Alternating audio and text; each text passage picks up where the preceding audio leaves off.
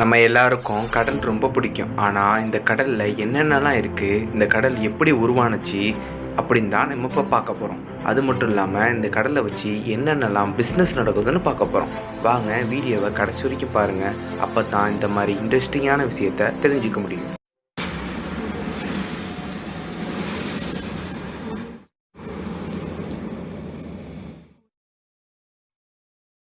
பூமியில் உயிரினம்லாம் தோன்றதுக்கு முன்னாடி ஒரு எரிக்கல் பூமியை வந்து தாக்கி அதன் மூலியமாக புகை மண்டலமாக உருவாகி அந்த புகைகள் மழையாக மாறி அது பெய்ந்து அதுக்கு பிறகு தான் இந்த கடல் என்று ஒன்று உருவானதாக சொல்லப்படுது.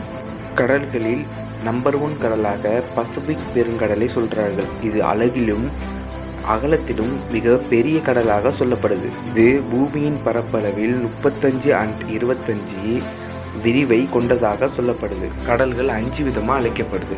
அட்லாண்டிக் பெருங்கடல், இந்திய பெருங்கடல், பசிபிக் பெருங்கடல், தென்முனை பெருங்கடல், ஆர்டிக் பெருங்கடல் என்ற 5 விதமான கடல்கள் அடங்கும். உலகத்திலேயே மிகப்பெரிய கடலாக இதை சொல்லப்படுது. அட்லாண்டிக் பெருங்கடல் உலகில் 2வது பெரிய கடலாக இது அறிவிக்கப்படுது. அது மட்டும் இல்லாமல் இந்த கடல் பரப்பளவில் 20% உள்ளது. உள்ளளவில் 29% உள்ளது. 3வதாக த இந்தியன் ஓசன் 70-56 கிலோமீட்டர் கொண்டுள்ள ஒரு பெரிய கடலாக இருக்குது. 4th லார்ஜஸ்ட் கடலாக அண்டார்டிக் ஓசன் இருக்குது. இந்த அண்டார்டிக் ஓசன் 1.4 கிலோமீட்டர் கொண்டு உள்ள ஒரு பெரிய கடலாக இருக்குது. 5th ஓசனாக தென்முனை கடல் உள்ளது. இது 8 மில்லியன் பரப்பளவை கொண்டு உள்ளது. இப்போது கடல் எத்தனை வகைப்படுதுன்னு பார்த்தோம். கடலில் இப்போ என்னென்ன கிடைக்குதுன்னு பார்ப்போம். சுண்ணாம்பு, உப்பு, மீத்தேன், மீன்கள் அன்று பலவித பொருட்கள் கிடைக்குது. இந்த உலகத்தில் உப்பு இல்லாமல் எந்த உணவும் இல்லாத காரணத்தினால் உப்பில் வர்ற காசு மட்டும் உலக வங்கியின் கணக்குப்படி $486 மில்லியன் கிடைக்கிறதாக சொல்லப்படுது. ஆயில் பிஸ்னஸ் நிலத்தில் எடுக்கிற ஆயில் மாதிரி இல்லாமல் இந்த கடலில் எடுக்கிற ஆயில் ரொம்ப கஷ்டப்பட்டு தான் எடுக்கிறாங்க. ஆனால் இந்த கடலில் எடுக்கிற ஆயிலுக்கு வர்ற ரெவன்யூ $1.5 மில்லியன் கிடைக்குது.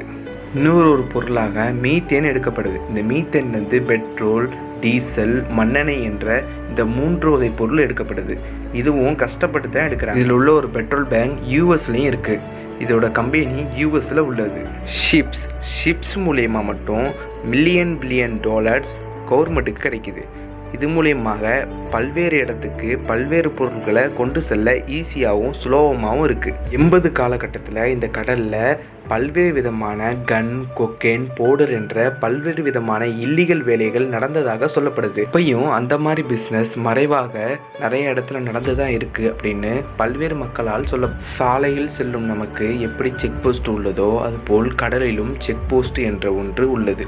இதில் மெஷர்மெண்ட் எவ்வளோ, என்னென்ன பொருள்கள் எடுத்து செல்கிறார்கள் என்று பல்வேறு வித சோதனைகள் செய்யப்படும். கடலில் பல்வேறு விஷயங்கள் இருந்தாலும் அதிசயம் தர்ற மாதிரியும் ஆச்சரியம் தர்ற மாதிரியும் பல்வேறு விஷயங்கள் இருக்கத்தான் செய்யுது. மரியானா வேல்லே ரொம்ப லார்ஜான பகுதி என்று இதை குறிப்பிட்றாங்க. அது மட்டும் இல்லாமல் இது அமைஞ்சிருக்கிற இடம் பசிபிக் ஓசனில் ஒரு பகுதியிலே இது அமைஞ்சிருக்கு. இப்படி கண்டுபிடிக்கப்பட்டதுன்னா 1875 அல்லது 1872 அப்போ இதை கண்டுபிடிக்கிறாங்க. பசிபிக் ஓசனை ஆய்வெடுக்கிறதுக்காக HMS சேலஞ்சர் என்ற ஒரு கப்பல் கிளம்புது. அந்த கப்பலில் தான் இதை கண்டுபிடிக்கிறாங்க. எல்லா இடத்துலையும் மெஷர்மெண்ட் ஆழத்தை செக் பண்ணும்போது ஒரு இடத்துல மட்டும் மிகவும் ஆழமாக தூண்டில் போகிறத பார்த்து இவங்க எல்லாரும் ஆச்சரியப்படுறாங்க. அந்த காலத்தில் டெக்னாலஜி பெருசாக இல்லாத காரணத்தினால் இறங்குறதுக்கும் அந்த இடத்துக்கு போகிறதுக்கும் ரொம்ப பயந்தாங்க. கிட்டத்தட்ட அவங்க 70,000 கிலோமீட்டர் அந்த உள்ளே போயிருக்காங்க. அது மட்டும் இல்லாமல் புது மாதிரியான 4700 உயிரினங்களும் அவங்க கண்டுபிடிச்சதாக சொல்லப்படுது. 28,000 அடி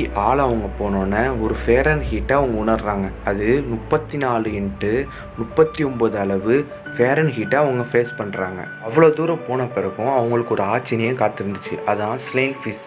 அந்த ஃபிஷ்ஷை அவ்வளோ ஆழத்தில் அவங்க பார்க்கும்போது திகைச்சு போயிட்டாங்க. ஏன்னா மொத்தம் 1000 டன் வெயிட்டு அவங்க சுமக்கிற மாதிரி இருந்துச்சு. கடலோட மொத்த வெயிட்டும் அவ்வளோவும் அவங்க மேலே ப்ரெஷர் பண்ணிச்சு. இதே மாதிரி தான் 8000 அடி போனவங்களுக்கு மிகப்பெரிய ஆழமான அழுத்தத்தையும் அவங்க உணர்ந்திருக்காங்க. அதுக்கு பிறகு மரியானாலேருந்து அவங்க வெளியே வந்த பிறகு அவங்க எல்லாரிடம் சொன்னது என்னவென்றால் மிகப்பெரிய எக்ஸ்பீரியன்ஸையும் மிகப்பெரிய அனுபவத்தையும் இந்த மரியானா கொடுத்தது என்று உலக மக்களிடம் சொன்னாங்க. இப்போது நம்ம ஷாக் கடல், அதாவது டெத் சீ, அதை பற்றி பார்ப்போம்.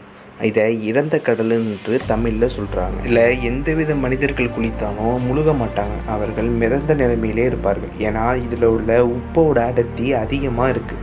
அது மட்டும் இல்லாமல் இந்த கடல் வெள்ளீர நிறத்தில் காணப்படும். ஏன்னா உப்போட அடர்த்தி அதிகமாக இருக்கிறனால வெளித்தோற்றம் வெள்ளீர் நிலமாக காணப்படும். இந்த கடல் ஒரு அமானுஷ்யம் நிறைஞ்ச கடலாகவும் இது பேய்கள் பூதங்கள் என்று பல்வேறு கதைகள் இதுக்கு மேலே இருக்குது. அது மட்டும் இல்லாமல் இந்த கடல் தான் டெத் சீ என்று அழைக்கப்படுகிறது. அடுத்து நம்ம பார்க்க போகிறது எரிமலை. எரிமலையை நம்ம ஹாலிவுட் படத்தில் பல்வேறு நியூஸில் பல்வேறு இடத்துல நம்ம கேள்விப்பட்டிருப்போம். ஆனால் அந்த எரிமலை கடல்லையும் இருக்குன்னா உங்களுக்கு தெரியுமா? கடல்லையும் பல்வேறு விதமான எரிமலைகள் இருக்குது. அதில் ஒரு எரிமலை தான் எல்லாரும் அமைதியான கடல்னு சொல்லும் பசிபிக் ஓசனில் அமைஞ்சிருக்கு. இந்த எரிமலையோட வெப்பம் மட்டும் 1500 செல்சியஸ் ஹீட்டை ப்ரொடியூஸ் பண்ணுறதாக சொல்லப்படுது. கடலில் உள்ள பிஸ்னஸையும் கடல் எத்தனை வகைப்படுத்தும், கடலில் உள்ள ஆச்சரியத்தையும் இந்த மாதிரி பல்வேறு விஷயத்தை நம்ம இப்போ பார்த்தோம். இதே மாதிரி இன்ட்ரெஸ்டிங்கான விஷயங்கள் உங்களுக்கு தேவைன்னா எங்கள் சேனலை சப்ஸ்கிரைப் பண்ணுங்கள். அப்போ தான் உங்களுக்கு இந்த மாதிரி இன்ட்ரெஸ்டிங்கான விஷயத்தை எங்களால் கொடுக்க முடியும். ஏதாச்சும் கருத்து இருந்துச்சுன்னா அதை கமெண்ட்டில் தெரிவிங்க.